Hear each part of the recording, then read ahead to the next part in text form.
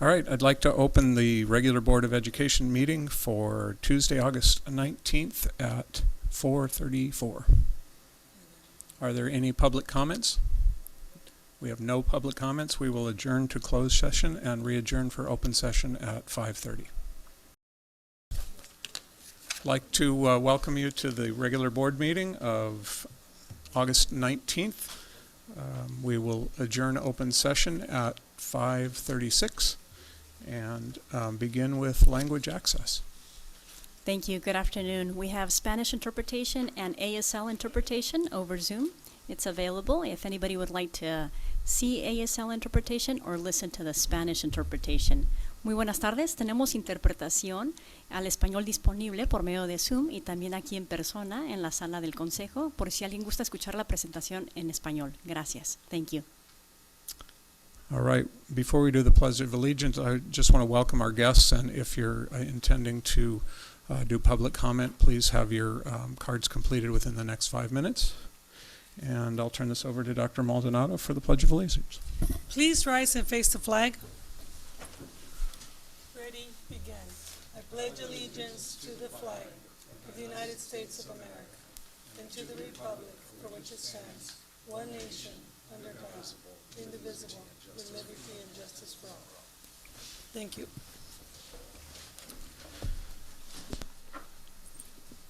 There was no action taken during closed session, and we will move into the student board report. Carlos. Hello everyone, good evening. So, freshman orientations have been completed at the local high school. San Marcos had theirs today, welcoming incoming high school students to campus. The first day of school for students is tomorrow in the district. And then a new initiative with a club that is kind of linked between the different high schools regarding mental health has been launched. They will meet once a month with students from all schools, all high schools in the district, and club leaders and supervisors, as well as a leader of a local organization called the Mental Wellness Center, will work with communications reps in associated student bodies of the different high schools to kind of portray different themes and for supporting mental health throughout the school year. And so that's a new initiative to look out for. I will be at those meetings, and so I'll have more information about those in the future. And that's all I have for today. Thank you. To the superintendent's report. Good afternoon, everyone. Buenas tardes. Thank you for being here. We're pretty excited about the first day of school tomorrow. We can't believe that the summer went by so quick, but we're really excited to welcome every one of our families back. We know that we want everyone to feel safe, welcome, and that they belong in our school district. Some of our teachers have been coming to summer training. I've been able to observe some of them doing some high school math curriculum learning, ethnic studies curriculum, reading, amongst some of the others. So a lot of people have been working since last week to get ready for the start this week. I do want to acknowledge as we begin this school year, and I want to be really clear about our promise to all of our families and students. Our schools are safe, and they're welcoming spaces where every child belongs. We will not let anyone compromise the safety of our students. We understand that some families, especially in our immigrant communities, which I am a part of, may feel uncertain. Our culture of care means we take care of each other, and we will not allow anyone to interrupt safe learning environments. We have partnered with community agencies to provide legal and social supports. We have family engagement liaisons that are ready to help, teachers, classified staff, principals, amongst others. We will be implementing our safety hold protocols, including the hold protocol for federal agents that come in or are near the perimeter around our schools. We want students to feel safe. For students who may need it, we are offering virtual and independent study options. And if anybody needs information or help with any of that, please contact your school's family engagement liaison, the principal, or visit us at the sbunified.org page under the Immigrant Family Resource webpage. Our commitment is real, Our commitment is ready to be delivered on, and I appreciate all of you who also feel the same way, who are here with us today. Thank you. As I said before, board members, as we prepare to return to school, we have had a series of training throughout the district. At the elementary level, our teachers learned about the new literacy screener to be implemented at the start of the school year. Secondary math, high school teachers working together. I know some of you came to the trainings, and I want to thank you for coming as well to provide support to our teachers. We had a group of high school teachers who came together to also work to find ways to support high school students who have fallen behind in reading. And I want to appreciate, I wish I had their names in front of me, and maybe Dr. Wilson can send me those names later. But it's really inspiring to see people coming together around the board priorities of literacy, mathematics, alignment, belonging, and collaboration. It's coming together in our district. Lastly, our preschool team is ready to go. They just finished an intensive professional development session on the brand new pre-K On My Way curriculum that we adopted last year. The training focused on using research-based program to teach key skills in language, literacy, and math, ensuring our students are set up for success. We're really proud of these educators. I also want to make sure that we all acknowledge and welcome all our new teachers and staff joining us this year. Last week, we had a special welcome to our new teachers where we really onboarded them on some of the many things that they will have supports around. It was really fun and inspiring to meet some of them. Some of them are brand new to our district, brand new to the profession, all levels of teachers. So if you see someone new around the district as you make your way to visit schools or bring your children, please be sure to give them a friendly welcome. On Friday, we also had a chance to have our annual kickoff event at the Arlington Theater. A lot of great energy from teachers, staff, and students in attendance. We had performances from our Mila Ray, a fourth grader from McKinley, whose booming voice is about 10 times bigger than her body. She was incredible to listen to. The Santa Barbara High School Folklorico Dance Group, the La Colina Jazz Group, and I want to thank their teachers especially for getting them together for us. Senator Monique Limon, a proud graduate of Santa Barbara Unified, gave some inspiring messages about her experience as a student at Santa Barbara Unified, along with Dr. Julian Vasquez Heilig, giving a presentation on the importance of shifting culture to improve student outcomes. And last but not least, I want to acknowledge our food service department. That's the staff spent all summer feeding children in our community. Each day they provide hundreds of meals across the community, so no student will go hungry. Here's a short video on the services that they provided.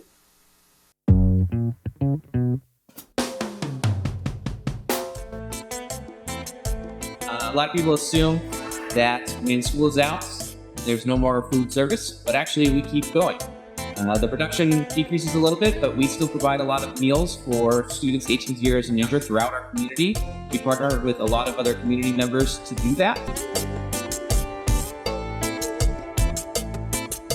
El proceso que hacemos durante el tiempo de escuela es diferente a lo que hacemos en el verano. En las cafeterías solamente se abren algunas nada más, porque no todas las escuelas están abiertas.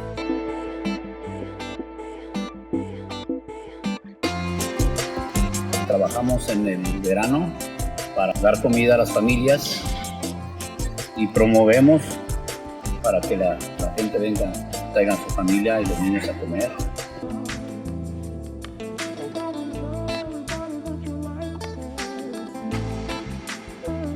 We provide meals at locations like the public library, the park, and at those sites, as long as children 18 years and younger are there and eat the food at that location, they're completely free. And we do that basically throughout the entire summer. So we feed, anywhere between 500 and 1,000 students each day.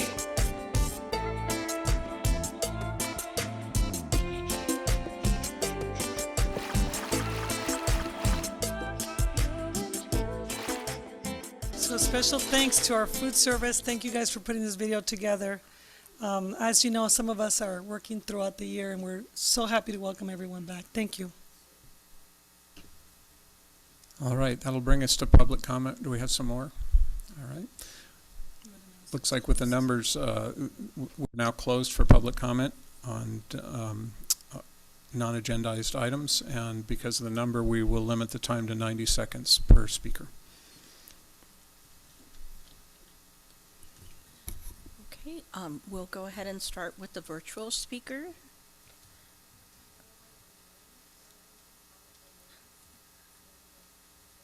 Okay, the virtual speakers that we have are Hillary Licht, and Gloria Soto,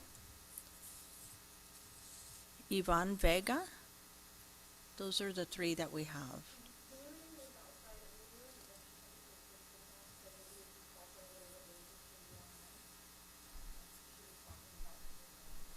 We'll check as we close it off if she's come in by that time. Thank you. So we will go ahead and start with the speakers that are here in person. And I'm going to call three names at a time. And if you want to be, of course, ready for when your turn is up, and it'll be, 90 seconds as stated because of the number of speakers. We'll start with York Shingle, Rich Lashwa, and Kat Ross.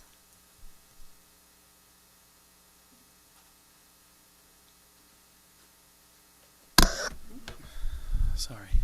Good evening. Good evening, Board, Superintendent, and Cabinet. I am York Shingle, SBTA President. Tonight you're going to hear from a lot of community members who want more action and supports for our immigrant and undocumented families and students. I support their demands and encourage you to take more action. As the Union President, I need to ask for similar, but I'm focused on teachers. I was disappointed to see how incomplete the training teachers received last week was. The ending prompts, there were like 5 questions that had teachers talk to each other, are what we really need support on. The question, how would you handle a situation where an ICE agent attempts to bypass the main office or enter without a warrant?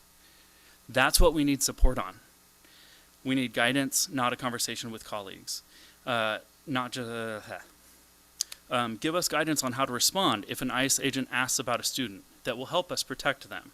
I want folks to practice saying statements like, I'm not sure if that is a student here, versus I'm not sure if that student is here. One communicates that they are a student and gives out information. One does not.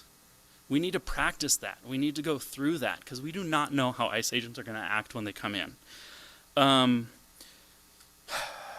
I have to shift gears a little bit. I met multiple times this summer to work with district folks to try to work out elementary specials. We didn't reach any sort of agreement because that system is a mess. A 0.4 for one teacher means they're seeing every grade level.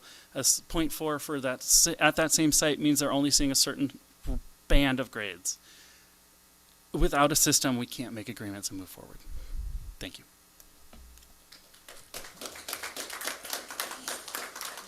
Rich Lashwa.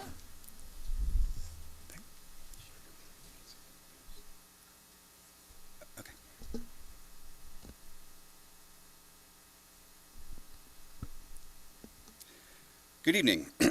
On Friday, a theater of about 2,000 people was brought to its feet by DLI fourth grader Mila Ray, who confidently and beautifully sang in Spanish a song whose refrain encourages the listener not to forget. However, if we don't change course, when she's old enough to enter junior high, she will make a tough decision about her education. As a McKinley student, she's likely pointed for La Cumbre Junior High, which would offer her a chance to continue singing, but has no DLI program. She could attend Santa Barbara Junior High, where there's currently a DLI program, but it would prevent her from taking any music or choir classes. Our current 6-period model prevents many students from having one elective, let alone 2. A true culture of care would not force students to choose between learning a language and expressing themselves. We may as well teach students what numbers are, but never have them solve an equation. The district's term culture of care is one of safety and inclusion, and the arts are where students break down cultural barriers. We get to know each other as people when we dance, sing, try new food, show off our fashion, share our culture's wisdom and its stories, or explore the metaphysical and religion and beyond. These classes are called the humanities because we learn what humanity is in ourselves and others. I've only missed 3 board meetings in the last 3 years, constantly warning about the secondary level's lack of a 7th period and its slow suffocation of humanities classes. This board and administration must address this immediately because we're out of time. The turbulent political world around us has intensified, and Thank you. school must be a safe place. One fast track to get there is when students learn about and begin to care for each other despite the differences. Safe schools keeping kids off the streets longer is also a win-win. Thank you. Thank you. And Kat Ross.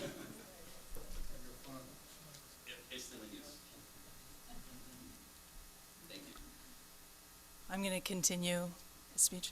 At least 7 times in the last 9 years, there have been protests in this room, outside the doors, and even around town from concerned students, teachers, and community members about saving our arts program. It's significant that there were no Save Our Science rallies.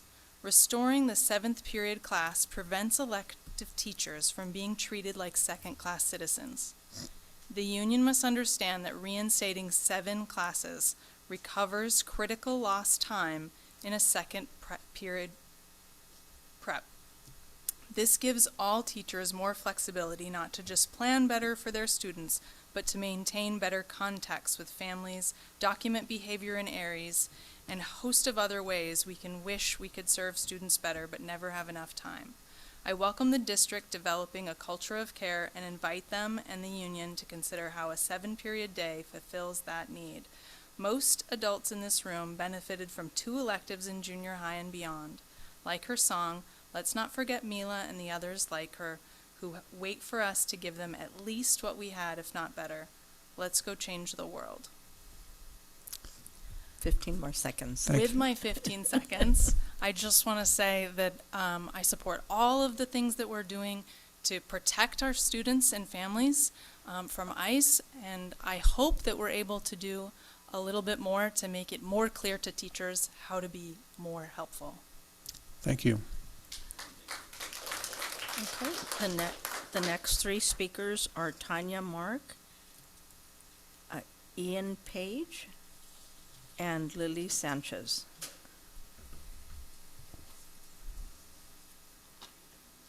Good evening. Sorry. My name is Ian Page. I'm a Oh, actually, it's Tanya Mark. Oh, I Is thought you that- said is Ian it- Page first. Oh, okay. Okay, that's fine. Yeah, go ahead. Yeah. Oh, thank you. Sorry. Yeah. Thank you, Tanya. My name is Ian Page. I'm a community organizer and a founding member of Indivisible Santa Barbara. I understand, and perhaps I'm wrong about this, but I understand that school personnel has been urged to not photograph or ICE when they're on campus. I would urge you to reconsider this. This administration, its unconstitutional Gestapo tactics, will not last forever. I urge you to consider the need to have and build a legal record. Please allow and urge a volunteer school administrator or teacher or other personnel to video ICE when they are on campus. Capture their vehicle's license plates, their uniforms, their masked faces, their insignia, their weapons, their patches, and any identifying information. I would urge you to provide that video to the 805 Andaki Fund and the local media after the video has been obtained. Someday, 30 seconds. there will be investigations, prosecutions, and justice. Thank you. Thank you.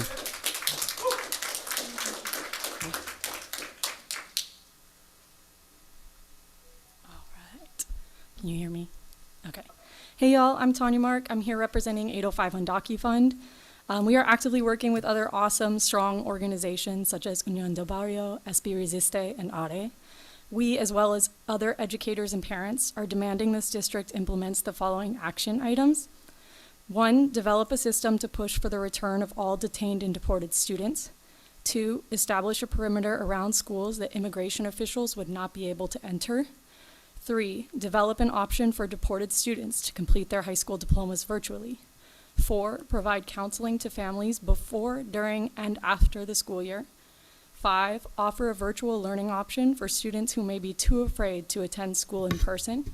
6, create family centers at each school site. All of these are really huge, but that's a big one that we're pushing for, not just having a family liaison, but a specific designated family parent center. And 7, provide legal support and basic needs items such as food for undocumented students and their families. These are really huge. We have 30 teachers seconds. having trainings on how, like 30 minutes before school, 30 minutes after school, where to go, trying to set all that up. And if we had district support and didn't require teachers to do all this extra stuff, not that we don't love doing that, but our job is to be in the classroom and on campus just to make sure that our students are safe, because these are unprecedented times and we want to be prepared when that funding comes in and makes things even crazier than they already are. Thank you. Thank you. Lily Sanchez. Hello, everyone. My name is Lily Sanchez. I'm here with Unión del Barrio, and I'm here to demand really that you have these parent centers at every school site. Yes, they could be located in other parts of the community, but nothing is as safe as a school. Y'all have a very ordered system, right, to have people coming in and out of school. That's what makes these locations safe, even without this sanctuary locations, right, without the sensitive locations that has been taken away from us.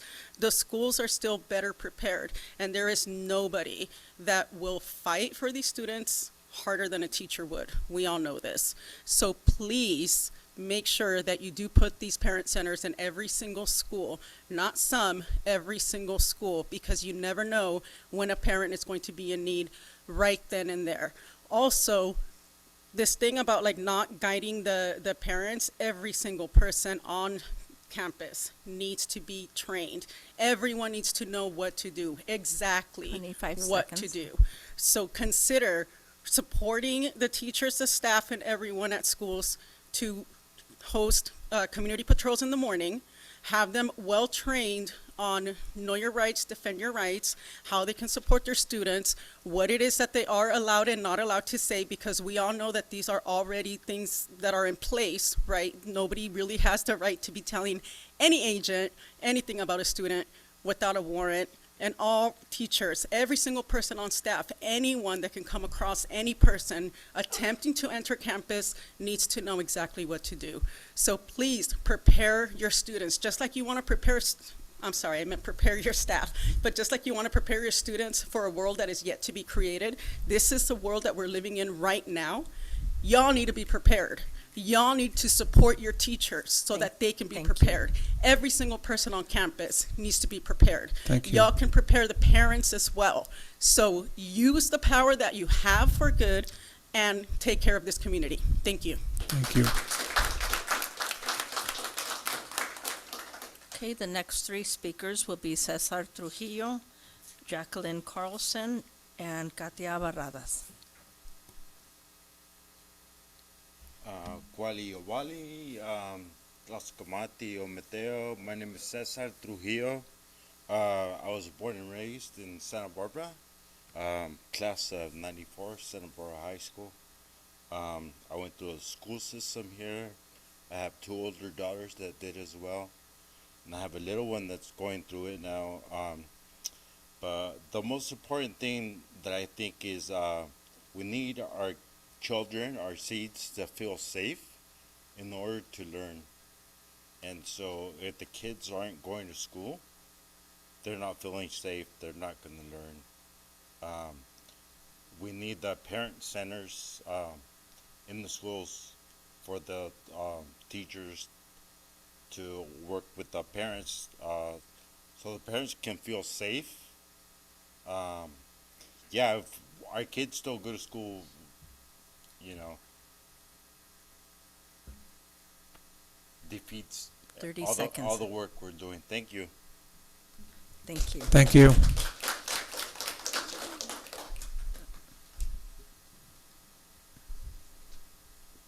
School Board. My name is Jacqueline Carlson. I come to you today because our work at the Restorative Justice Education Center in La Casa de la Raza has been felt throughout our community. My work with the school district has followed decades of work, not only with things like suicides on campus, suicides off campus, gang injunctions, high crimes, and impacts on our families. We have worked with our schools and our school district for decades on all kinds of different issues. Every time, depending on the superintendent and our elected school board, we've had different strategies.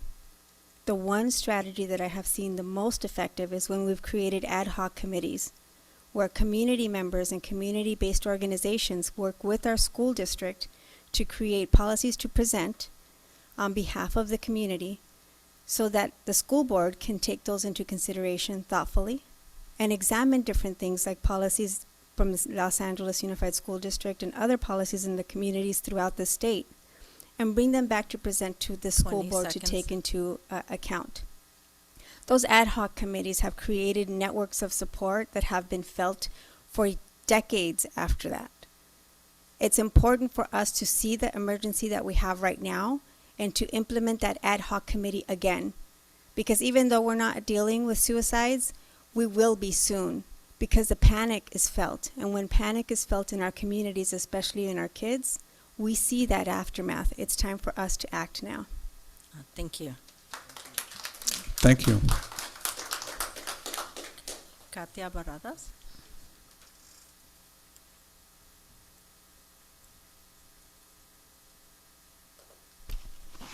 Buenas tardes. I don't have nothing written down. I've never prepared. I say if you don't speak from your heart, it's not what you're feeling. I was raised here in Santa Barbara. I came when I was 7 with my brother.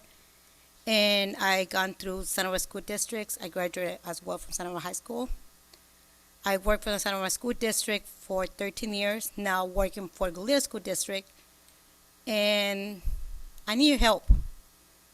How do I explain to my daughter that asks me every day, Mom, have you gotten trained if the ICE shows up at your school? Mom, what's going to happen? Because you're going to be the first one on the line and you're going to get deported. How do I explain that to my daughter? Why do I tell her? Can you guys tell us when the training is going to come through? And not only for the students, the staff will get arrested too because there's a lot of Latinos working at school. And we're not even safe ourselves. A lot of y'all up there are Latinas. Guess what? You guys are getting arrested too. So let's do something about it. Not only for our kids, but for ourselves. Because if we don't help ourselves, we're never going to be able to help our kids. So if you have any ideas what to tell my students when they come to me and say, hey, Miss Cat, what happens if my mom gets arrested when they bring me over here?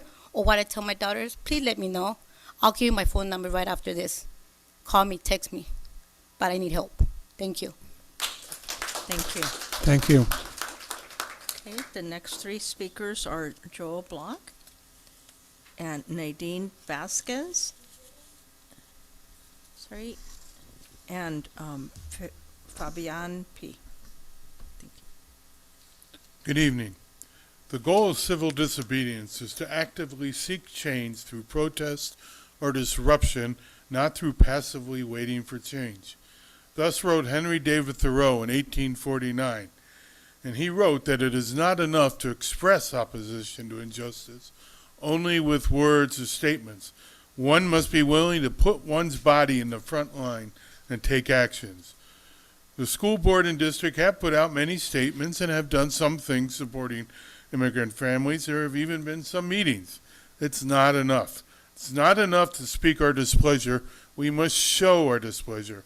Each of us individually, board members, office employees, teachers, community members, must be outside engaging in civil disobedience. At a minimum, we must develop a publicly known system for the return of all detained or deported students. Establish a fixed perimeter around every school that prevents ICE agents from entering school 30 grounds seconds. without prior authorization and from the school district and the district. Develop an option for deported students and students refused re-entry into the U.S. to complete schoolwork remotely. Provide families with counseling throughout the year. Provide virtual learning options for students afraid to attend school in person. Provide free legal support and basic survival needs for students. Failure to do these steps will only strengthen the oppressors and show the meaninglessness of the statements from the board and the district. History has a way of judging past action and inaction. I urge you to step up and be on the right side of history. Thank you. Nadine Vasquez.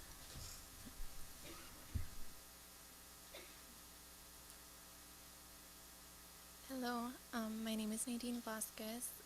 As an educator in the community, I thank you for sharing your response to the threat that ICE poses to our students and families in the community. And I also ask and encourage that you continue to support the development of family centers in all of our schools. Over the summer, we saw the direct consequences of families lacking a sanctuary space in all schools. And we saw families being targeted on the way to school, outside of schools, and while that we can't always ensure that that's not a threat to families, so we can reduce the risk by making sure that all families know that on campus they have somewhere to go directly, and designating that and sharing that information with families, as well as providing for the resources. Thank you. Thank you. Fabian. Oh, yes, sorry, Fabian. Okay.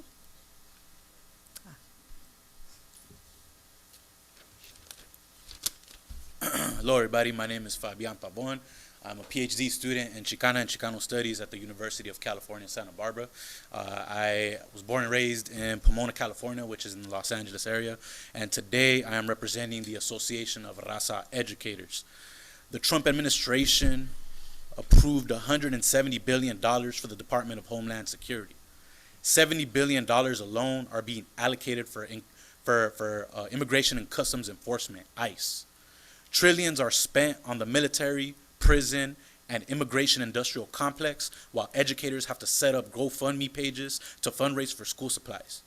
We live in a time when masked men are profiling and abducting brown people at court hearings, work sites, and schools. I'm gonna call this what it is.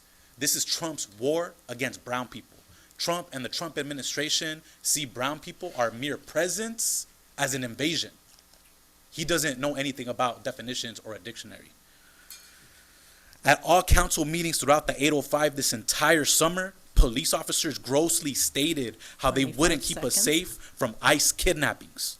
Our communities have been reminded that we can only rely on ourselves. We keep us safe. This is why educators, parents, students, community members, and community organizations are joining forces to keep our schools and communities safe. Educators and parents demand SBUSD to, number one, develop a system to push for the return of all detained and deported students. Number two, establish a perimeter around schools that immigration officials will not be able to enter. Thank you. Number three, develop an option for deported students to complete their high school diplomas virtually.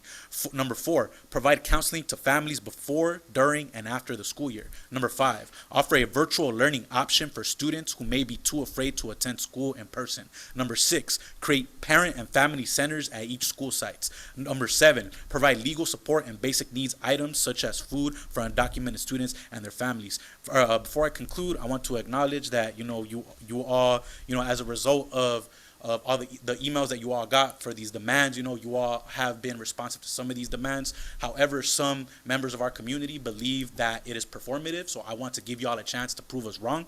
And I also want to note that these demands and what you all are doing, it's still reactive. We need to be more proactive. If we can't record ICE presence or anything like that, that's already being too reactive.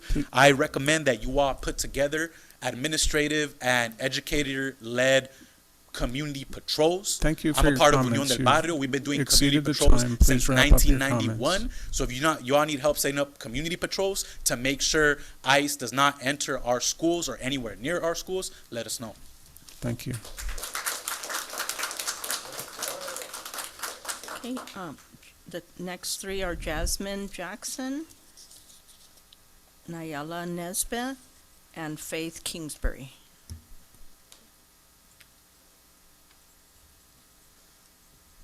Hello, my name is Jasmine Jackson, and I am here on behalf of Healing Justice Santa Barbara. This is the third year of our MOU contract with SB Unified, but our work in the district goes back much further. For 3 years, HGSB has built consistent relationships at Dos Pueblos, San Marcos, Santa Barbara High, and most recently La Cuesta. We have established a Black Student Alliance, a program crafted to connect and network Black students across different campuses. We have worked in reestablishing the school's Black student unions and advocated for involved students. In just this past year, HGSB supported 4 assemblies, 3 cultural events, and field trips such as personalized college tours from UCSB and SBCC. We engaged with 69 consistent BSA members. We tracked their progress and reached more than over 200 additional students. These students included both Black and non-Black students who showed up in true allyship. These experiences provided Black students with the chance to see themselves represented, build mentorship, and witness Black organizing in different spaces. The creation of the Black Student Alliance was in direct response to anti-Blackness in the district, verbal abuse, emotional harm, and even physical assaults. Students and parents put forth demands. Today, we need to know that these supports are not optional, that they are essential.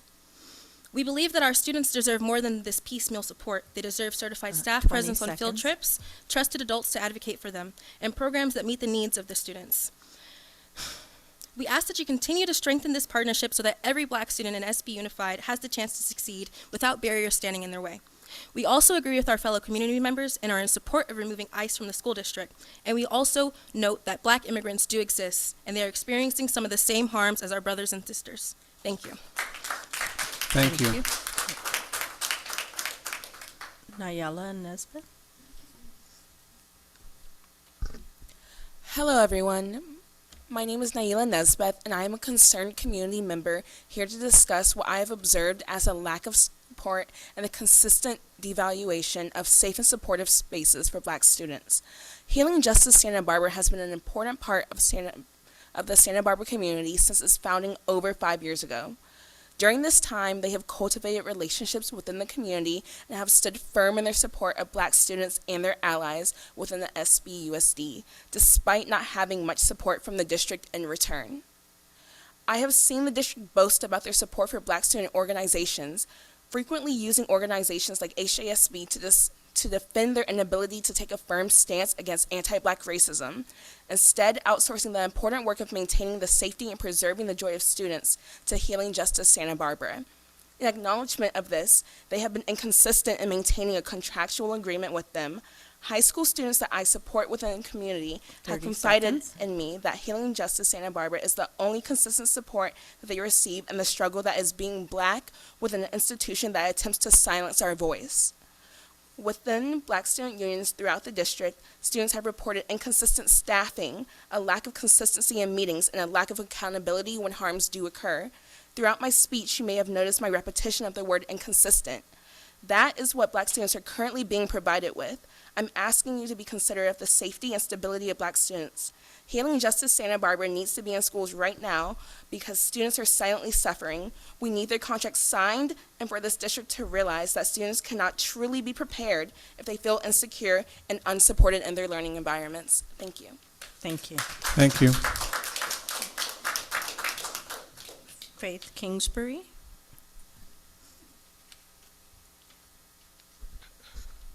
I'm a Black student in Santa Barbara as well as a Black Student Alliance mentor, and I want to speak to the importance of sustained and intentional support for Black students in our district.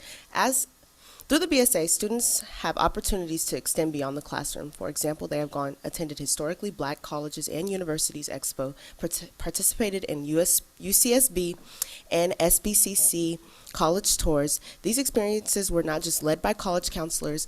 The students connected and communicated with Black leaders and were able to create mentorships with Black staff. This connection matters. They provide students with a sense of belonging and tangible pathways into their futures. The creation of the Black Student Alliance was a direct response of the anti-Blackness in this district. That history of racialized harassment is important. It reminds us that these supports are essential. Without them, our students are left vulnerable, facing harm with little follow-up or accountability. Also, to clarify, the Black Student Alliance and the Black Student Union are not the same. BSU is a student-led program, while BSA is a Healing Justice SB initiative that connects the BSU students to college readiness programs. They serve as complementary roles, and they are both vital. Unfortunately, for the 2024 to 25 school years, students started late with delays within the district. They didn't have spaces to meet until November. This was detrimental to their experience. As a BSA mentor, I firsthand seen how these issues impact students' confidence with their sense of safety and their ability to thrive within school. I urge this board to take matters seriously. Honor your commitments, ensure accountability, and invest in the structures and protect and empower Black students, as well as Black immigrant students. Thank you. Thank you. Okay, the next three will be Leticia Resch and Anna and Brianna Serrato. Good evening. I'm Letitia Resch, Executive Director of Healing Justice Santa Barbara. I first want to start with immigration is also a Black issue, and we strongly advise that ICE remain out of the schools. Our program is Black Student Alliance. We are very proud of it. As you can see from our mentors, they are also very proud of it. I want to begin with, I came here, our MOU process has been very difficult. First few years, the MOU has been postponed until after the school year starts, despite our prompt submissions of our paperwork. This year's discussion began in April, and we still have not had an MOU. It's still not been approved. This is disheartening, given the vital services that we provide to underserved students. Our emails and calls have consistently been ignored. We aimed for a fast-track approval with previously accepted sections of our MOU, and we were told that these parts were not allowed to be separated. We later learned that this is incorrect, and amendments were possible. Splitting the MOU would have prevented delays and secured a first-round approval. The current lack of communication and flexibility is obstructive and inequitable. Our dedication to our timely MOU submission with minimal edits is met for systemic racism. Evidence of this is by our MOU being forgotten on boards' desks, last-minute changes, intense scrutiny, being ignored, and consistent delayed approvals.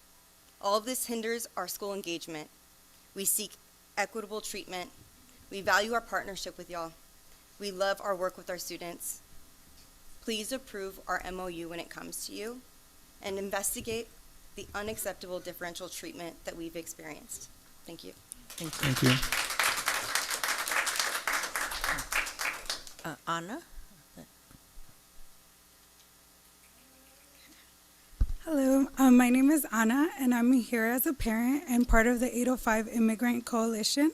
And as we return to school, most of our communities have lived in fear all summer, have had their families ripped apart, and have continued to be reminded that we must keep our community safe. This is why we need to ensure our youth have a safe place to learn and to thrive. I'm urging Santa Barbara School District to create family centers and designate full-time family engagement liaisons at every school, because why is it that only certain schools have opportunities and resources, but not all schools? We need these opportunities full-time at all locations. Establish safety protocols, and also because there has been way too many times when I have received alerts hours past the emergency happened, or only my daughter. The only reason I found out was because my daughter told me. We need to provide counseling to families before, after, and during school, provide legal support and basic needs, items such as food for students. And we also need to keep programs that center joy, like the arts, like Healing Justice, because this is a time to invest in our youth and our teachers and show them that we are prioritizing them by keeping them safe. So thank you. Thank you. Thank you. Okay, Brianna Serrato.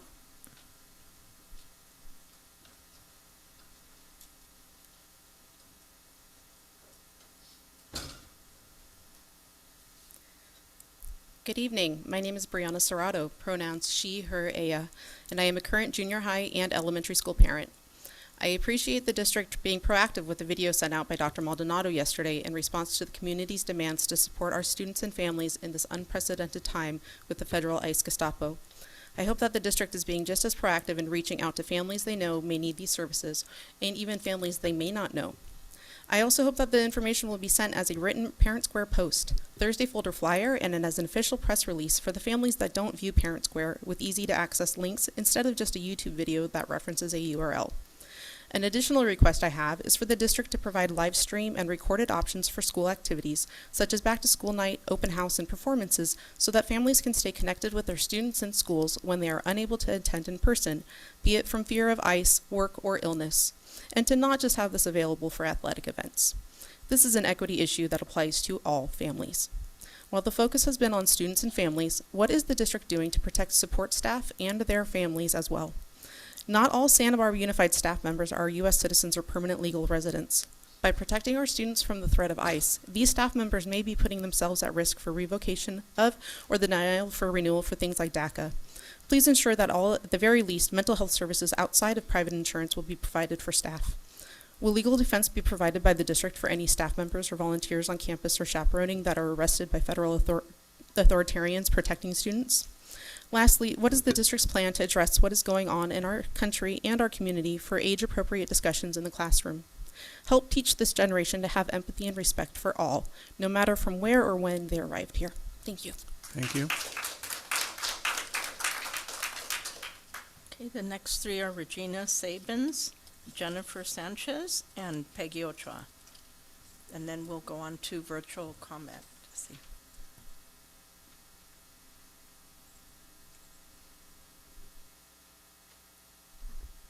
Hi, my name is Regina Sabins, and I'm here to talk about elementary specials again. I'm just going to read off some numbers: 475, 460, 440, nearly 400, nearly 400. Those are 5 of the schools' populations that have full-time specialist teachers at their school. The district is asking 4 teachers to split schools, and that amount of students that they need to cover in the same week is 570 students. So when you think that it's almost 100 more than one of the largest schools in our district, I just ask that you think, is that equitable? And is that possible? And what that looks like is seeing 250 students in 2 days, and then seeing 320 students in 3 days. And trying to find the time to prep to do those things, manage 2 different classrooms, manage that population of students, that contact with all of those parents and the culture of 2 schools is just something that has been really challenging and overwhelming right now.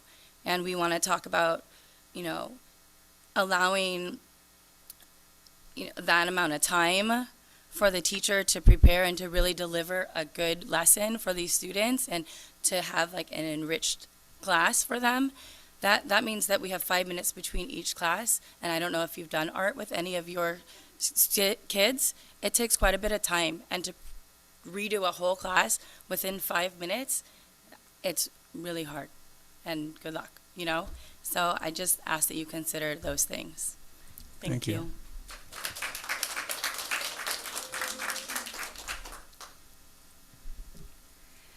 Good evening, members of the board.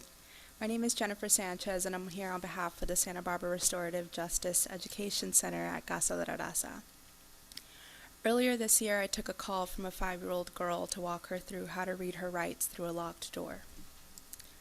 That is the reality our children are facing. No child, not in this district or anywhere, should have that shoulder of fear or that kind of responsibility on their shoulders, and yet it's happening right here in Santa Barbara. That is why we're calling for an emergency ad hoc committee to study practices and policies adopted in other counties and bring forward recommendations tailored to our district.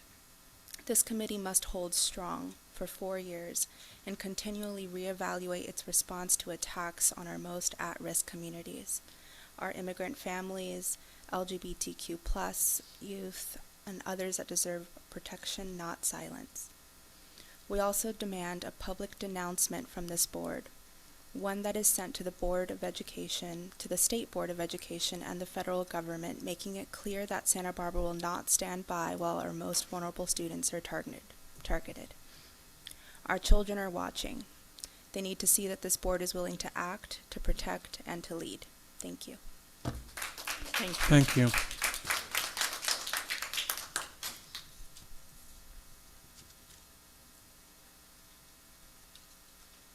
Hello, Peggy Ochoa. I am the only female youth outreach worker for the entire district of over 12,000 students. I'm going to read this really fast because I have a lot to say and I'm also really nervous. We prepare our students for a world that is yet to be created. This is our mission at Santa Barbara Unified. But are we prepared for the world, especially the one that we're currently living in?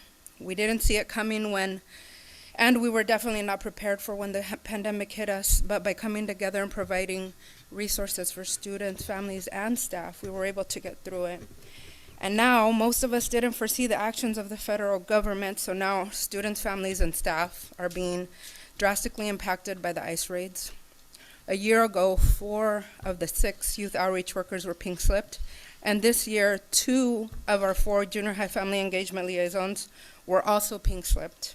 Our schools serve a diverse population, and many of our families often face barriers that without adequate support, these barriers can prevent families from fully engaging in their child's education.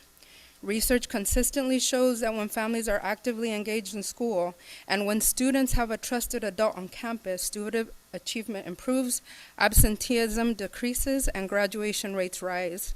Yet, with the limited staff available to provide this direct outreach, too many students and families are left without the support that they need. Sadly, too often they struggle with navigating the school system or even communicate their needs. And without enough staff, too many families are left out, and our students feel the weight of that gap. Today, I ask that if we need to continue creating equitable access, it is essential that we invest in additional staff that is dedicated to family engagement, resource connection, and support services. Please hire more family liaisons or more youth outreach workers instead of eliminating them, because by strengthening the bridge between schools and families, we not only empower them, but also directly contribute to improve academic, social, and emotional outcomes for our students. I would also like to propose that our school sites become a safe space and sanctuary, especially after school if there are sightings of ICE nearby, so that students can be allowed to stay on campus before they feel safe to go home. Thank you. Thank you.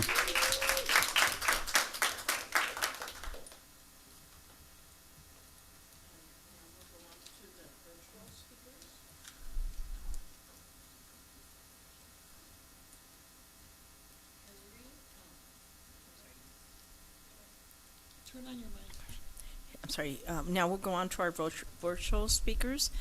Hillary Light. Thank you. I'm Hillary Licht. I'm a parent of a SB Unified Elementary School student. Can you hear me? Yes?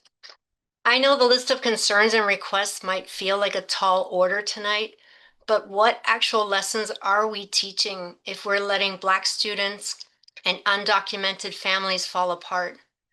That all the stuff we say in pre-K and on about sharing and helping is wholly conditional? If we want to live in a safe Santa Barbara, we have to find ways to ensure everyone is safe. We can no longer simply hope for leaders at the federal level to demonstrate compassion and action, but we have to step into those roles ourselves locally. We do it for ourselves, yeah, but we also do it for the ones absorbing all of this like sponges. As the author of All I Really Need to Know I Learned in Kindergarten writes, it doesn't matter what you say you believe, it only matters what you do. Thank you. Thank you. Okay, Gloria Soto.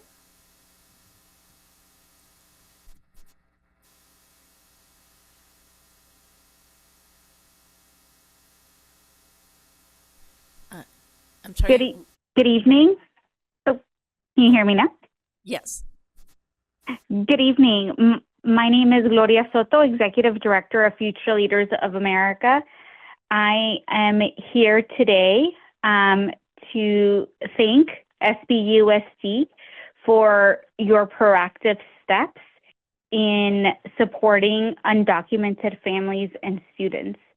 In recent weeks, ICE raids have created fear and anxiety within our community, especially for students who deserve to focus on learning without disruption. Ensuring that we provide clear communication to our families, to staff and administrators, and find ways to continue expanding services and reaffirming that schools are safe havens really sends a powerful message that every student belongs and is protected here at SBUSD. On behalf of Future Leaders, I am grateful for your commitment to creating a culture of care, and I urge all of us to keep strengthening those protections so that every student feels safe, valued, and ready to thrive. Thank you. Thank you. Okay, now we'll have Yvonne Vega.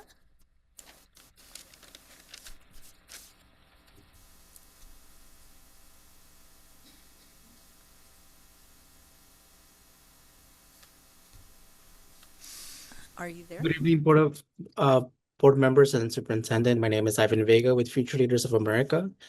In recent weeks, our community has been living with fear and anxiety caused by ICE raids and the devastating impact these actions have on our families. These raids disrupt not only households, but also stability and sense of safety in our students need in order to learn and thrive. That is why I want to take this moment to thank the SBUSD district for their leadership you have shown in protecting students during these uncertain times by taking proactive steps such as ensuring ongoing family engagement, preparing staff to respond appropriately to ICE enforcement activities, and providing students with virtual learning options. You are ensuring that every student can focus on their education without fear. I also want to uplift the district's partnerships with community organizations and the ongoing effort to connect families to resources. These actions demonstrate a true culture of care and reinforce that our schools are committed to protecting not only academic success of students, but their dignity and well-being. We know that the threats of our families are very real, but because of proactive work being done here, our students are not alone. They have the district that stands with them and their families. For that, I am deeply grateful, and I urge us to continue building on this foundation so that every child knows their school is a place of safety and belonging. Please continue this good work. Thank you. Thank you. Thank you. That concludes public comment. All right, that brings us to board comments and correspondence. Board members, trustees, any comments?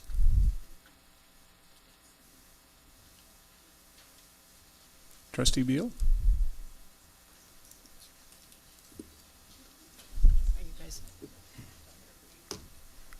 I appreciate the public comments that have been presented today to us about ICE actions and how we operate as a school district.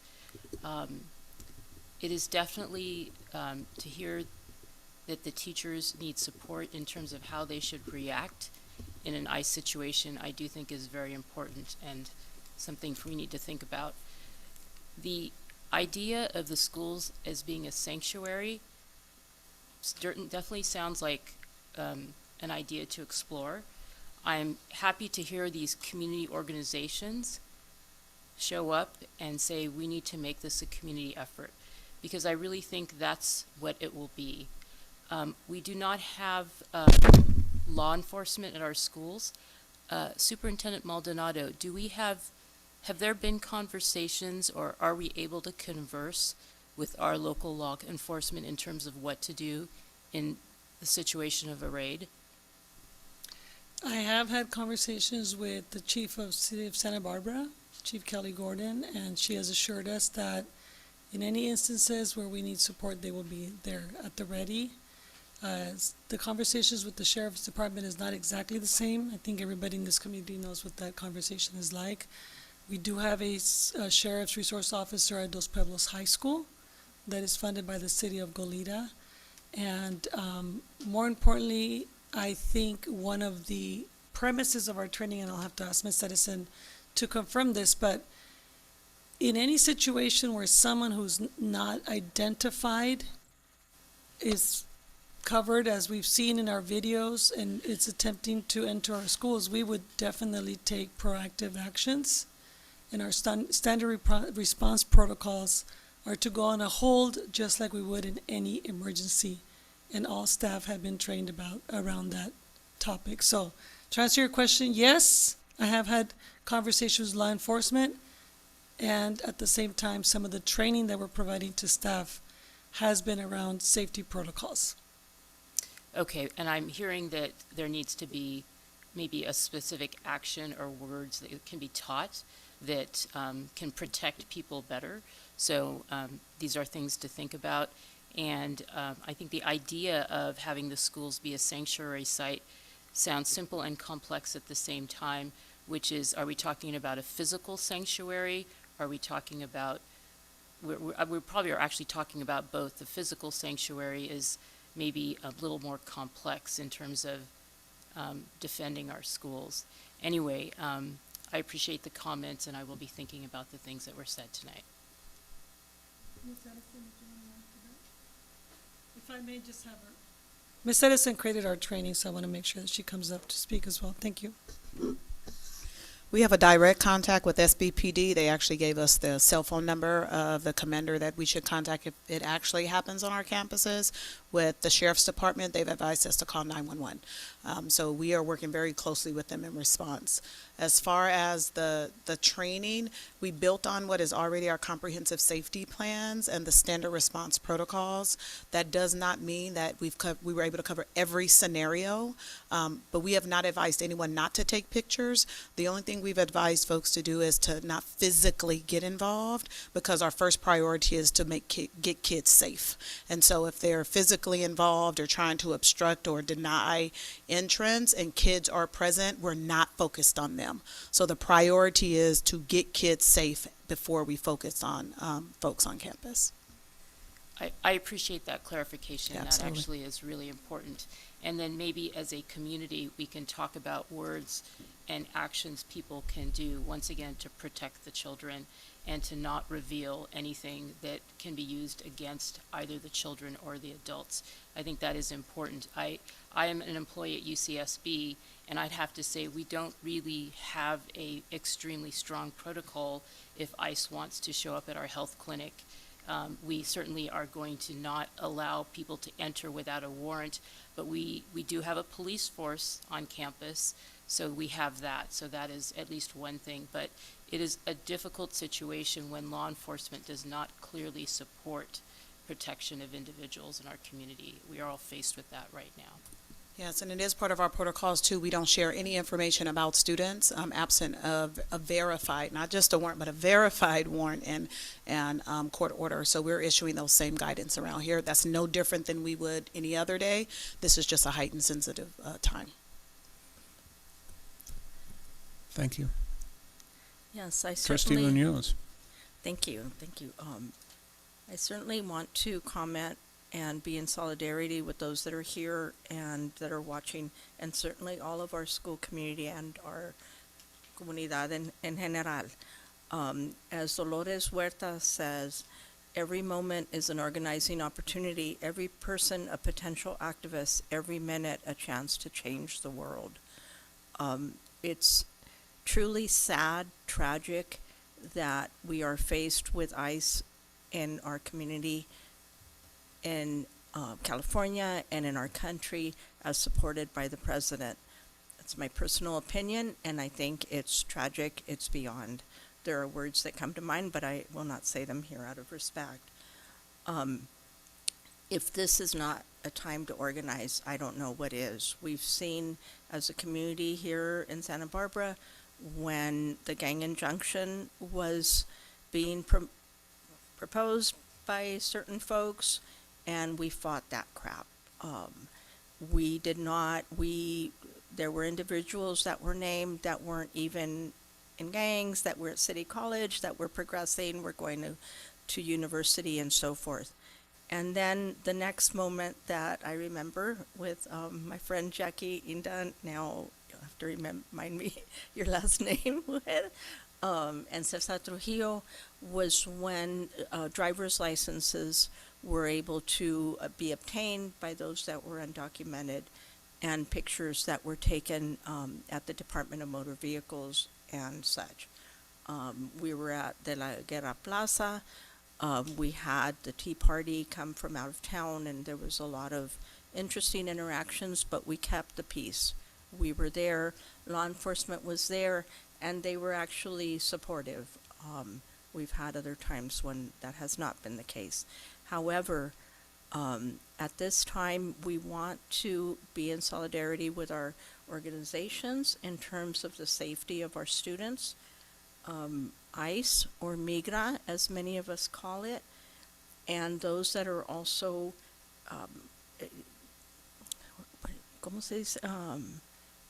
acting as ICE, that are not, and that are abusing women, men, and children. The protocol in terms of our schools, we do want, I'm going to mention a couple things that I'd want to have us explore. I also signed the letter to Sheriff Brown in terms of his representation and his leadership or not. in California and the presence of ICE. In normal circumstances, we would be able to call 911.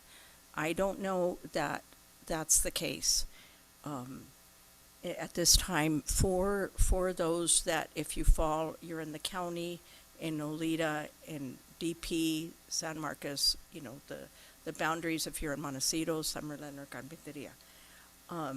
I'm very much in support and interested in seeing family resource centers be a place that are available at all of our schools so that students, staff, and parents and others, you know, guardians can seek refuge there and know where to call and just have a safe space.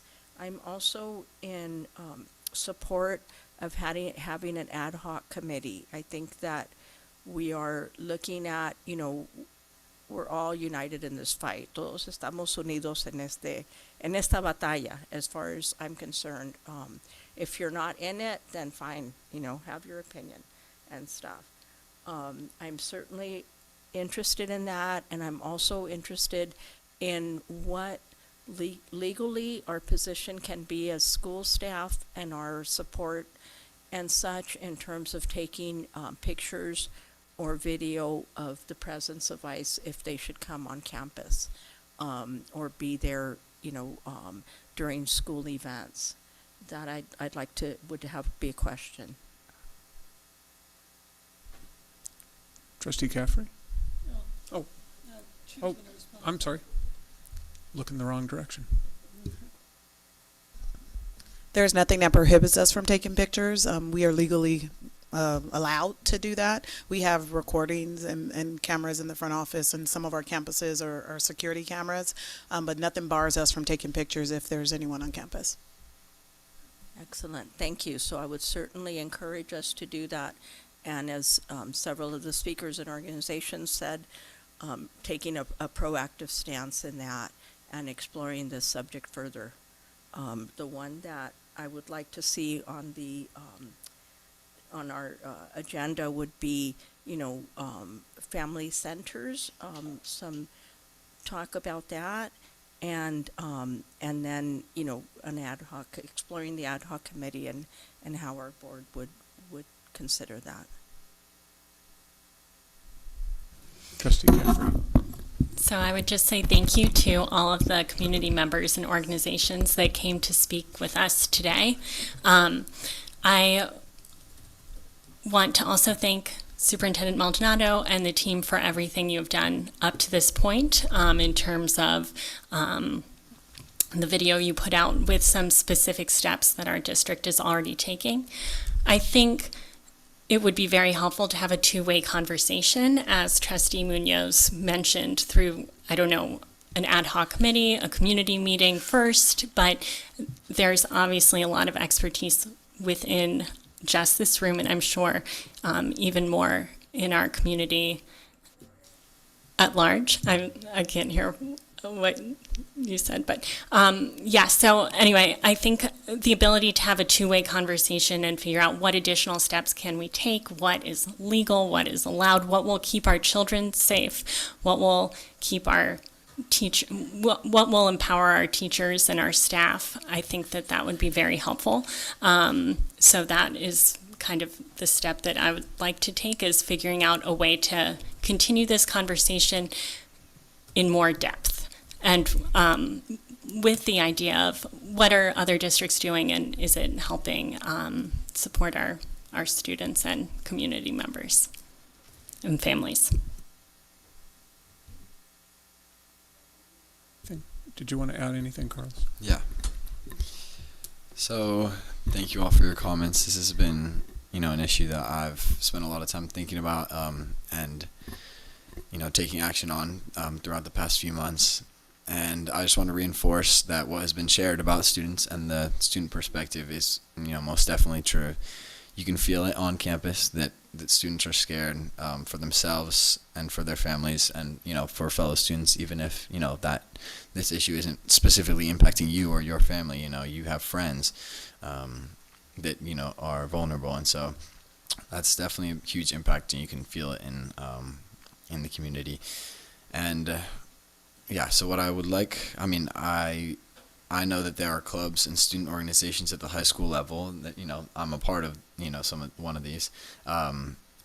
But I don't know, I mean, for lower levels of the education system, like elementary schools and junior highs, if there's as much targeted, you know, students who are really passionate about this, and targeting this issue and really spreading awareness, you know, since there aren't really options for clubs lower in the education system.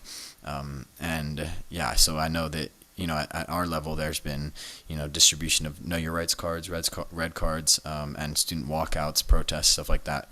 But, you know, obviously I would like this, you know, if possible, expand on this throughout the education system, throughout the, you know, our whole district.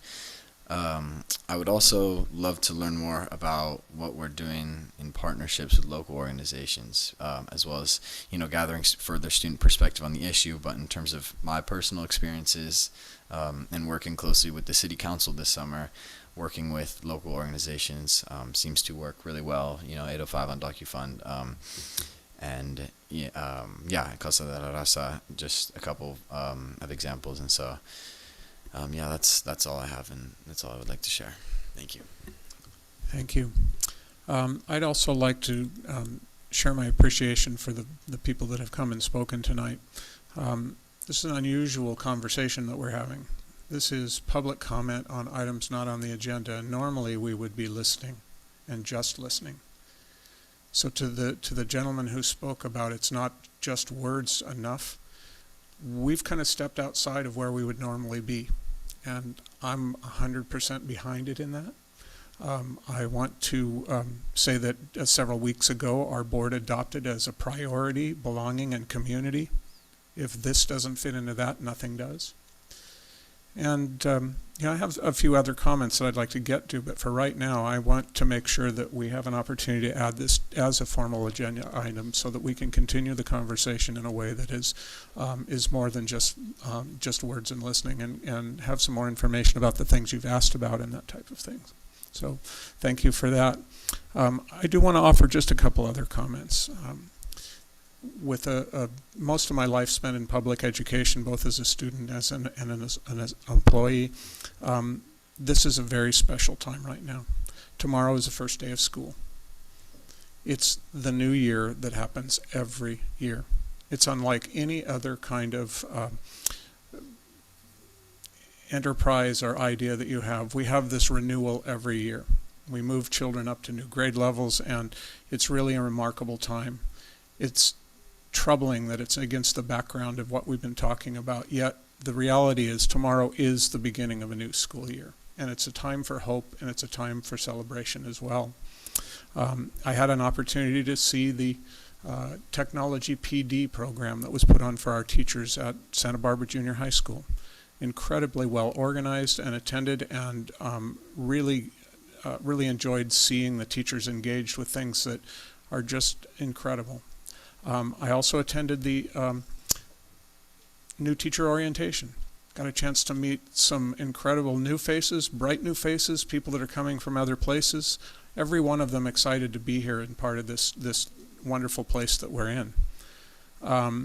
I attended the kickoff meeting at the Arlington, and you've heard enough about that other than to say that there's something I want to make sure is to thank the people that made that possible for our district to have that wonderful facility at no cost, and to the city that provided parking for our employees so they didn't have to worry about that, and for the keynote speaker and Senator Limon and our superintendent that did a great job of kicking off and starting the new school year. I also want to share that some of you may not be aware, but the board is also on a list of people that have to finish the training requirements, the video things where we have to learn about all the things that are requirements and take a little test and that type of thing. And I'm going to say it can be pretty oppressive.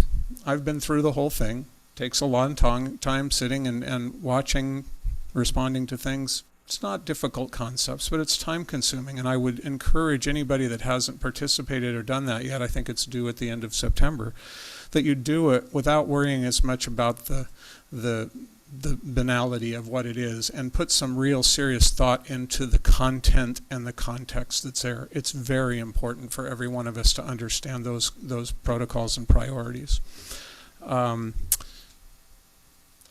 Saturday, we held a workshop, 6 hours with the school board, and we had an opportunity. It was an unusual opportunity, one for conversation around board priorities and planning, including how to work together to strengthen our governance team. And just in terms of definitions, our governance team is made up of our 5 hardworking trustees, a dedicated student member, and a steadfast superintendent.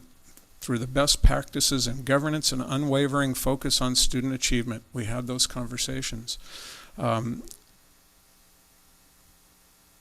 We talked about supporting the recent adoption of our 4 priority areas, which include literacy, mathematics, alignment of academics and assessment, and achievement, and belonging in community. We focused on a priority for us as a board governance team to maintain a laser-like focus on continuing and accelerating improvements in student achievement and establishing a limited number of mission-critical goals and related metrics with which to measure progress. That meeting was in part a confirmation of the unique quality and alignment of this current board. Dedicated people from the community that are spending their time to help make this a better place. We are aligned in purpose, and we come with diverse perspectives. That means we don't always agree about everything, mostly about the hows, not the whats. But the differences in approach that we have are healthy, and the efforts to reconcile them typically lead to better outcomes. So thank you to my fellow board members for participating, and for the superintendent to help organize that, and the support staff that does that. I'm also looking forward to the initial meeting soon of the Finance Committee. We appointed our 2 members at the last meeting. There's been an email out about preferences for meeting times on that. It's coming up, and it's really important, and it's going to be good work. I'm also concerned about and have caveats about the continuing uncertainty about what's going to happen to federal education. $800,000 was taken away, and then it came back, but we don't know what's going to happen next. What are they going to pull out from under us? And we have to keep very much on top of that. I want to thank the people in the district that are doing just that, keeping on top of it and making sure that we are prepared for what may be coming. In the last few days, I want you to know that I received 10 emails in regard to the issues on ICE, many of them with the listing of the 8 priority requests and so forth. I also received 1 email about waiting lists for the AOK program, and 1 requesting general neutral changing rooms in secondary PE. This was a slow week in terms of emails, but I wanted to just kind of let you know that those things are coming, and sometimes there are hundreds. And it's just impossible to respond back to every one of them. But I want you to know that I believe as board members we're doing the best we possibly can to read and consider the input that we get from the community through email and through public comments. So that's what I have to say tonight. Thank you. And that leads us to our consent agenda.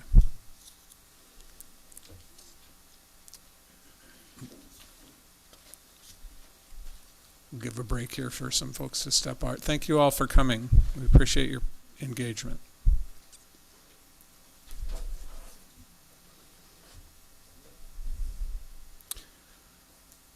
Are there any requests from the board to remove or pull any items from consent?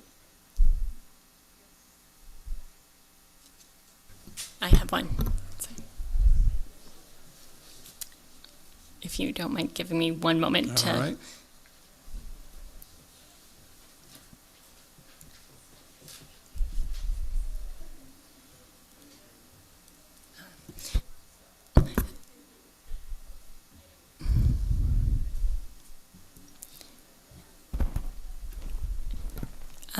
Item 18, I believe that is the one that includes some MOUs for after-school programs, and I had a couple questions.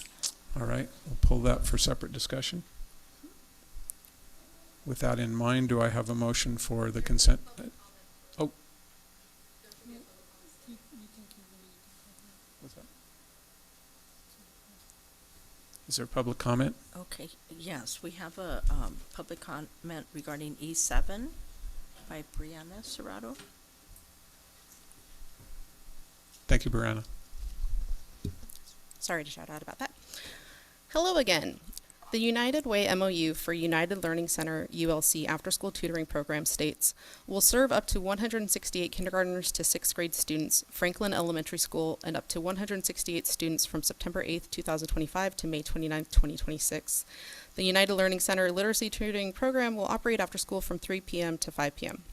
To confirm, does this mean that 168 students at Franklin will be served, and then the other 8 elementary campuses will only have 168 of their students combined offered after-school literacy tutoring? It further states the SBUSD will identify and recruit students requiring Tier 3 literacy interventions, prioritizing those who score a 1 or 2 on STAR assessments. Can the district officially confirm if students with IEPs, aka Tier 3 plus, that have a literacy-related goal on their IEP qualify for this tutoring as well? As I've brought to the board before, I have received conflicting information on this from the principal and district cabinet members. Please prioritize ensuring that this is clearly outlined in board policies so that there is no confusion or missed services if these students do qualify for after-school tutoring. Also, I am generally curious if cabinet members thoroughly review MOUs before they are sent to vendors, and if the board thoroughly reviews them before approving them when presented as consent agendas. The MOU and others in this bundle state to contact Konrad Tedeschi. However, if you look at the email that is provided, it's K. Tedeschi instead of C. Tedeschi.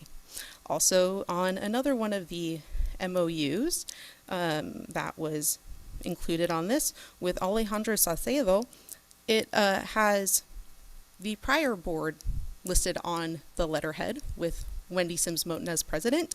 And then number 9, notices, all notices, requests, and other communication under this agreement shall be in writing and mailed to, if to district, send care of Kim Hernandez Business Services.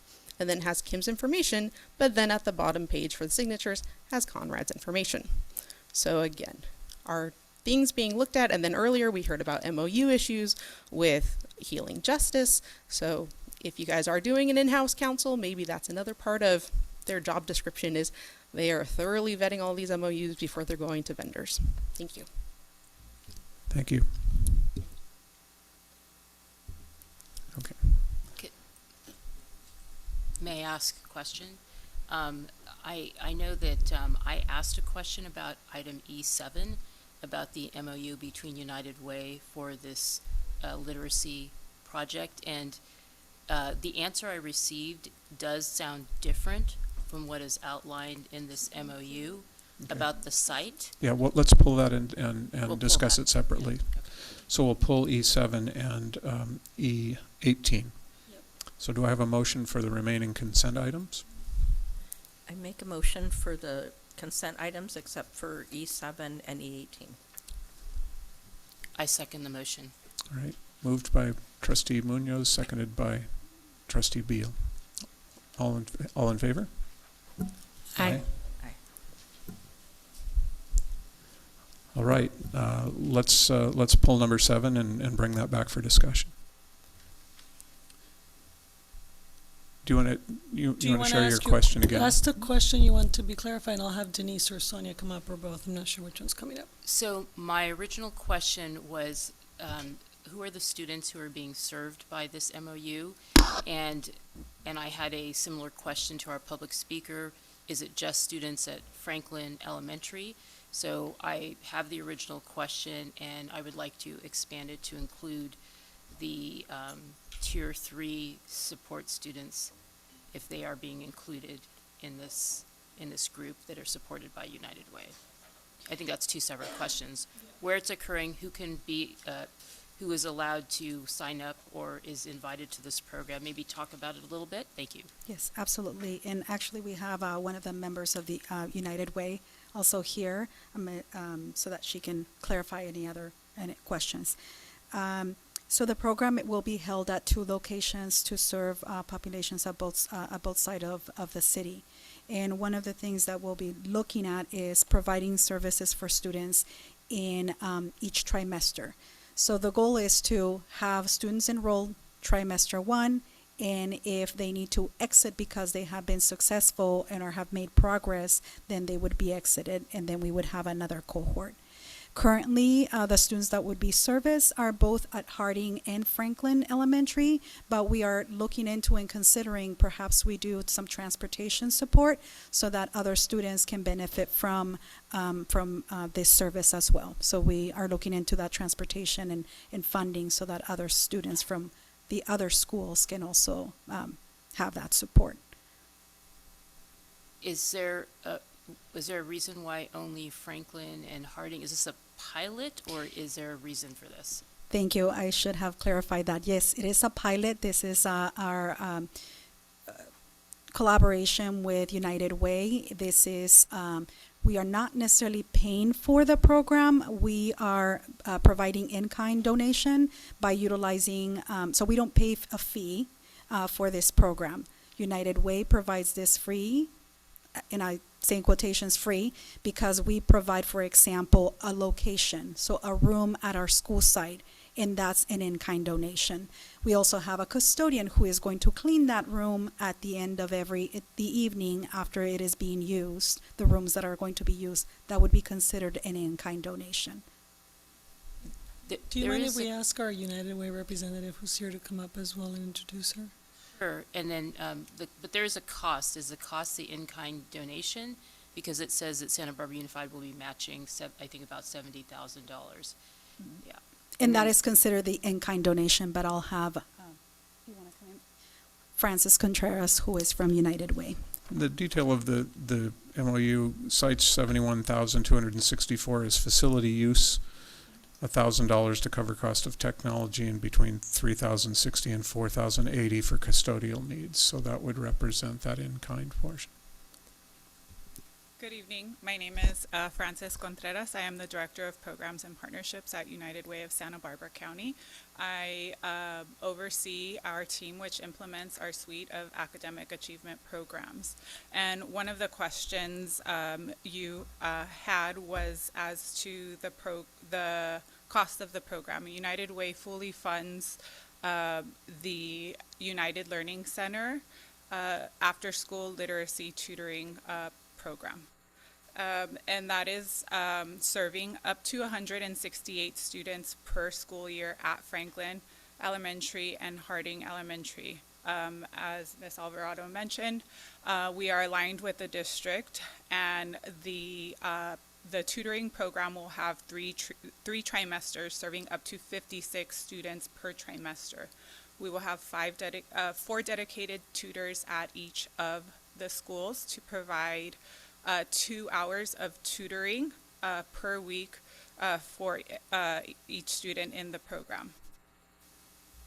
And if I remember reading the contract correctly, the tutors are trained in Orton-Gillingham, is that correct?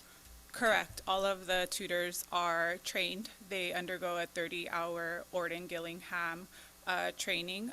Training is also ongoing. And I am a credentialed educator. My master's is in literacy and language arts, so they will continue to be supported.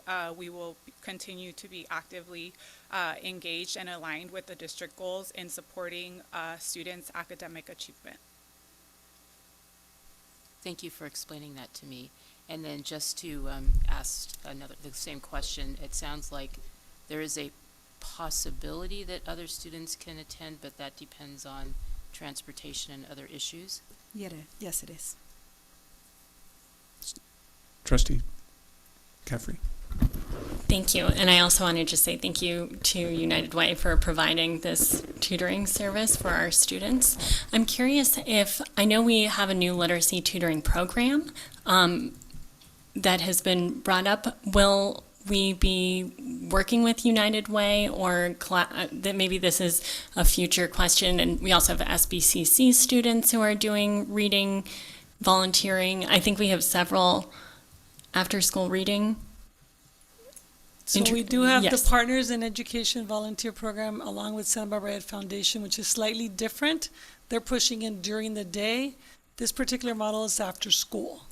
And I don't recall SBCC. Maybe you remember? I'm not sure about a partnership with SBCC. No. I thought we previously approved a MOU with SBCC to bring in tutors, but maybe I'm misremembering. It may have been as part of the after-school program. I don't recall, but I can look it up and get back to you on that information. Basically, I'm wondering, since United Way's training is 30 hours of Orton Gillingham, are we going to ensure that our push-in tutoring requires that level of expertise? So if you recall at the last board meeting, we addressed this question. One of the things we don't want to have us do during the volunteer program that we're talking about is to have those folks necessarily be the ones that are providing services to students when we have a highly qualified teacher in the classroom. So we're designing that program slightly different to have the volunteers that are coming to work with more higher performing students so that the teacher is actually doing the direct intervention. That's a slightly different model than what we're talking about here. This is more like an extended day model. Obviously, they're overseen by a professional, qualified, credentialed person who's training the tutors to do this work. So we have two different treatments for two different reasons. Thank you. Any other comments or questions? And just to express my appreciation for this partnership with United Way and for having your expertise in training the tutors and overseeing the program. Thank you, Thank you. Sure. I just want to provide a comment to thank Francis Contreras, United Way. I know that for them and for what you hear sometimes with working in our district is difficult. We have a lot of constraints around the number of students, the transportation. Will parents send their kids? Will they keep them the whole time so that we know the treatment worked? And I know that Francis has done a lot of iterations about how to provide a service such as this, and I want to thank you for it. It's not a notice. It is difficult to get everyone on board aligned and make the impact that we're trying to make. And for that, I just want to thank you, and I want the board to know that too. As much as it's difficult to negotiate these things with us, I believe that our heart and our intentions are all the same. It's all the nuances and all the devil in the details kind of work that really gets us a little bit sometimes. So thank you for your patience and sticking with us, Francis. I'd also like to say thank you. In 2012, when I became superintendent at Goleta, I was working with Paul Didier, who was succeeded by Steve Ortiz. And we took advantage of similar types of opportunities, and I'm very pleased to see the work continue, and we appreciate the energy around making it happen. Thank you. Thank you, Dr. Maldonado and Mr. Banning, for your feedback and your acknowledgement. United Way of Santa Barbara County remains to be actively engaged and committed partners in working together to address evolving district needs as well as students' needs so that we can maximize student potential to build brighter futures. Thank you for your partnership. Yeah. Do I have, if there's no further comments, is there a motion to approve item F7? E7. I move to approve item E7, the approval of educational service 2020-26 contracts bundle. I second. Okay, moved by Trustee Beal and seconded by Trustee Munoz. All in favor? Aye. Aye. That brings us to item E18.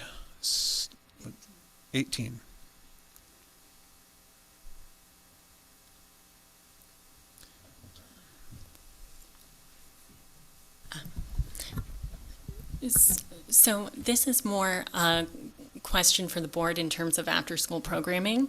I feel like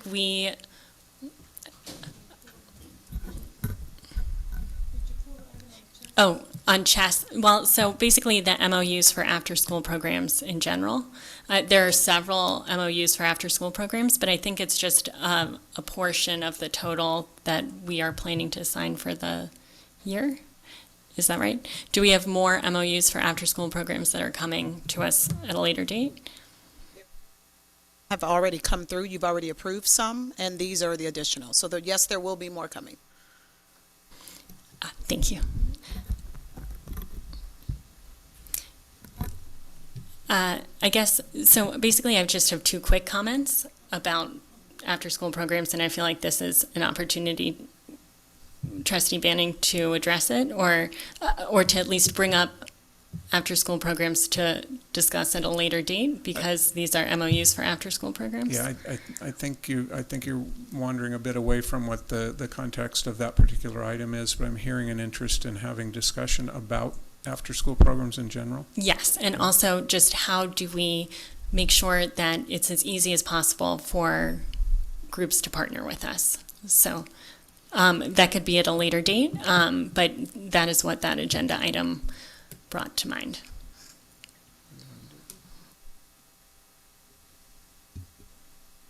So I think this is an item that we probably need to agendize a report to you as a board on what is happening in the after-school space altogether. It's a little bit like the Tier 2. These are not one-and-done situations. There are many layers to putting together an after-school program. So what I think, if you're interested in from the topic that I'm hearing, is first let us put together some level of report to all of what is happening in that space. I feel like we've done updates to the board, but maybe you need to see it all in one place at once. And then I do want to let the board know that there are many reasons, and in our communication today, we did make changes to our MOU process template. I know that now that we have a new Assistant Superintendent of Business Services, we certainly are noticing things that we have done in the past, practices that have not yielded the best place for us to really capture data on who's being impacted and served. And that is something that has been pointed out to us as well from funders who are out there looking to fund some of the programs, because as you know, some of them are nonprofit, some of them are for-profit. So it's a very complex space for us to deal with in just one memo or one report or even maybe one meeting. With that said, I do want to acknowledge what Ms. Edison is saying. For many different reasons, there will be always an attempt to bring a full bundle of approvals in June. That's what we've said as our practices with past boards. Sometimes people go on vacation, they miss the deadline, or we miss something.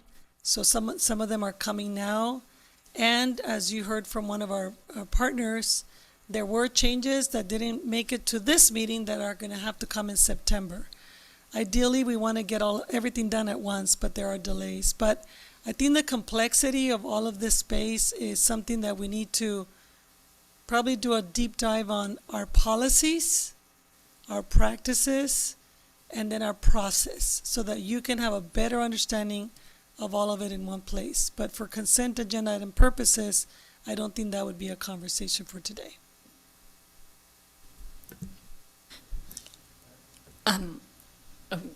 Trustee Beal, do you want to respond first, or? I agree that for this particular approval bundle, it's not an appropriate conversation. If there are no issues with the actual contracts that we're being presented with, we should move forward with that. I will support, and I think I have probably about as many questions about the after-school program as anybody else does, that there does need to be a space where, as it has changed over the last 2 years, to address in a very open way what we can and cannot do. I really don't want to say can and cannot do, but what works for the district to make this the most accessible program for students. What barriers, are there barriers that we can overcome? So how and where we have that discussion would be interesting, but I think at some point I would also like to have it. So.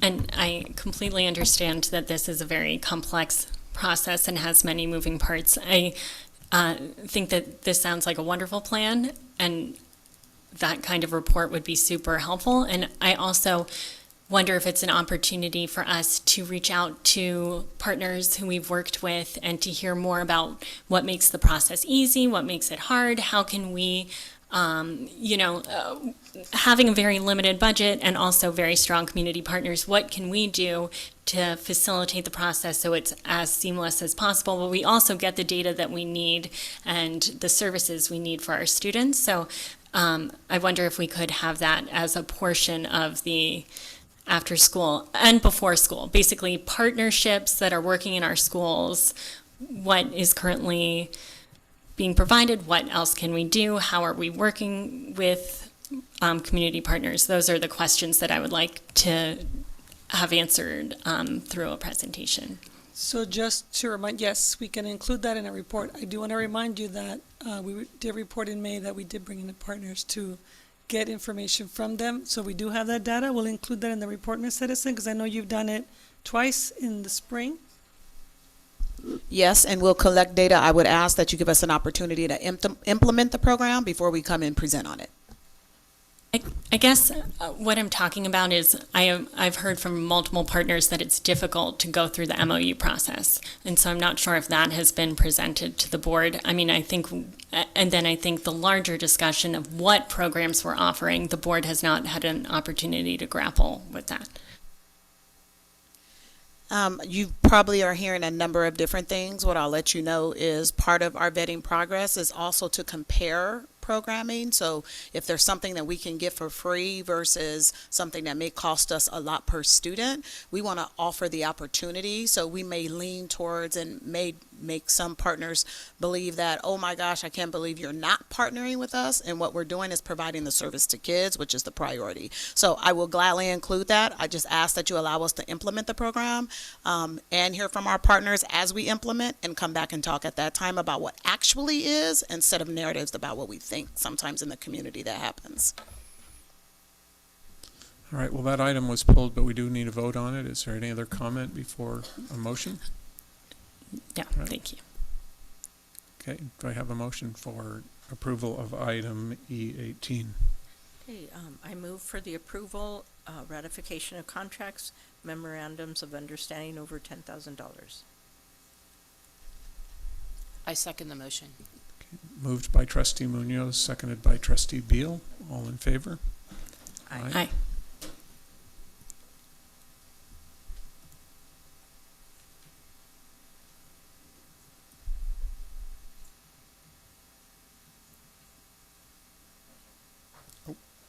Well, that'll bring us to our agenda item. 3 items. Number F1, approval of resolution number 252603, authorizing disposal of surplus property during the 25-26 fiscal year. Good evening. Yeah, so this is an annual housekeeping item according to Board Policy 3270 and Education Code 17546 that we bring separate resolutions, this one and the next one. This resolution addresses the ability for us to dispose of equipment, surplus property during the fiscal year. So every year we adopt this resolution, and it's just allows us to either sell, dispose, or just get rid of stuff so it doesn't sit around. We just don't have a lot of place to put things. So, so just a standard resolution. Ask you to consider approving. Questions, comments?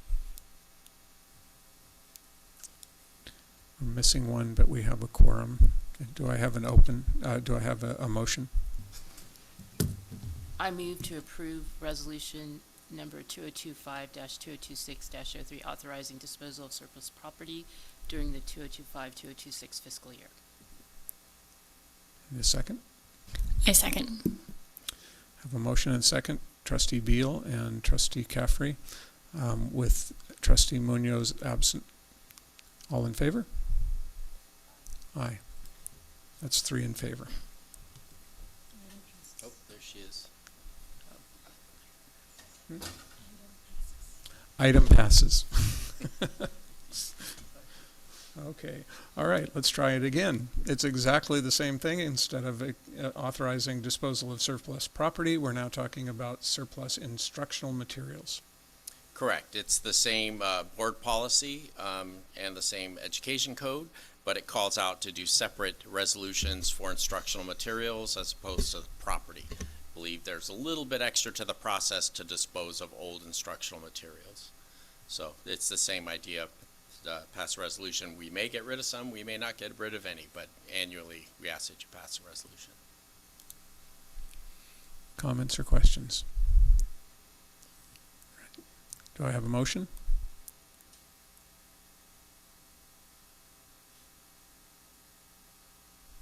I move for the approval of Resolution 2025-2026-04, authorizing disposal of surplus instructional materials during the 2025-26 fiscal year.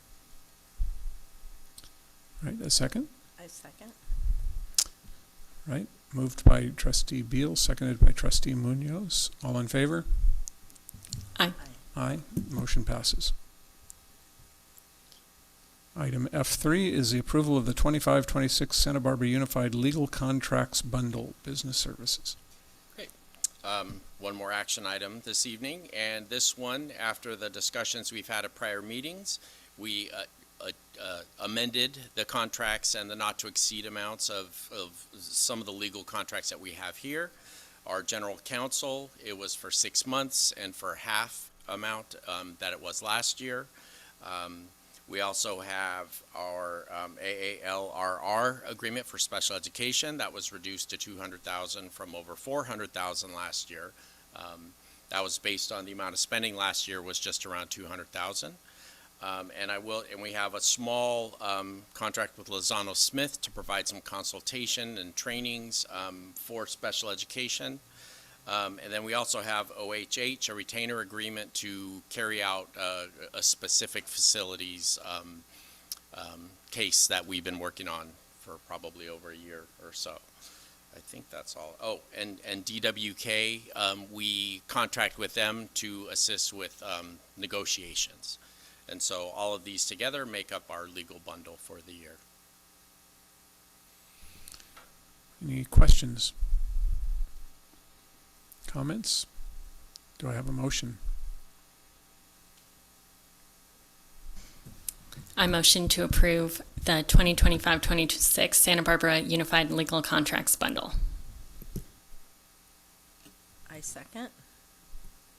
Moved by trustee Caffrey, seconded by trustee Munoz. All in favor? Aye. Aye. Motion passes. And that completes our action agenda. We will not be returning to closed session. Coming events. There are some coming events in our agenda. Obviously, tomorrow's kickoff, I'm not sure how many of you are coming to open first day of school, but we have some back to school nights listed here in August. You'll see these also in your new VIP calendar. And then there's some, August to September. The back to school nights are places where the board can also kind of hear what is happening in schools. We had agendized a September 20th special board meeting.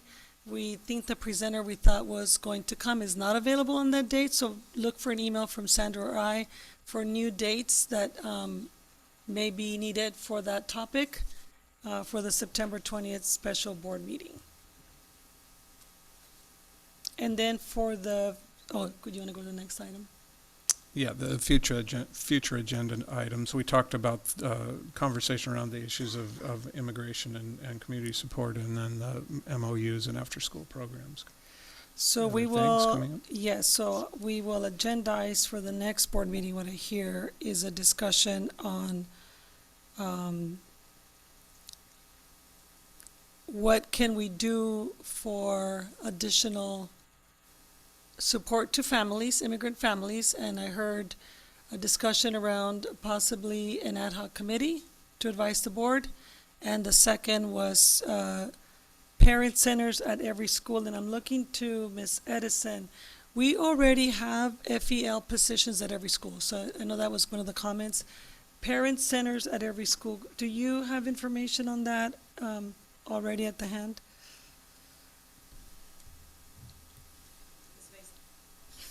It's based on space availability. At some sites, there's an open office, which FELs can use and have created a family engagement office. In other spaces, they sit in the front and share space with front office staff. So it really is about space availability at the different school sites.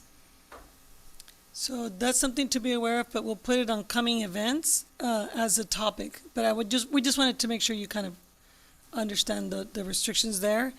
I also want to call your attention to the governance calendar. We have made some updates here, if I remember correctly, from the last conversation around a report that's coming to the board on Tier 2. And Ms. Wilson, remind me if this made it to this governance calendar that's posted. Do you have the dates for the board meetings for those reports that you're bringing forward? So we'll add these to the governance calendar. Go ahead. And then we'll look at future board meetings to try to balance the agendas for when would be a good time to bring the after-school report. So we will bring the Tier 2 intervention report to the board for the September 23rd meeting and update the governance calendar accordingly. And it sounds to me like the board is wishing me to schedule for the September 9th, the Supports to Immigrant Families conversation. Sound good? Mm-hmm. And along with everything else that's already on the board governance calendar. Right, thank you. Oh, there's a question. Just, so we did have a lot of community representatives, so is that something where we have it as an agenda item and we ask the community partners to speak, or how will that Well, I work? think the process, from my understanding, and I'm happy to discuss it with all of you, the process is first we need to, as a whole board in an agendized meeting, agree that this is what you want us to do. Once we do that, then the next step would be for us to outreach with figuring out, so who and how are we going to select members for this ad hoc committee? And at that point, we would decide, similar to the process with the finance committee. What is it that we want that ad hoc committee to do? Who will be the members? How will we select representatives? Who's going to lead that committee? Is it a board committee? And if so, are board members going to be part of it? So we have all sorts of, I know I sound like a big bureaucrat, I get that, but I think it's part of the process and protocols for our board for how to decide that. And please, I'm open to hearing other suggestions. Yes, that's why I said I was, wanted to know how the rest of the board felt so that we could have that discussion and then decide how to, if the board agrees, how to proceed. And what partners we would, how would we choose partners and so forth. So step one is put it on the agenda so we can have the discussion. Once that gets settled, the second part will be then to outreach. All right, our next meeting is Tuesday, September 9th.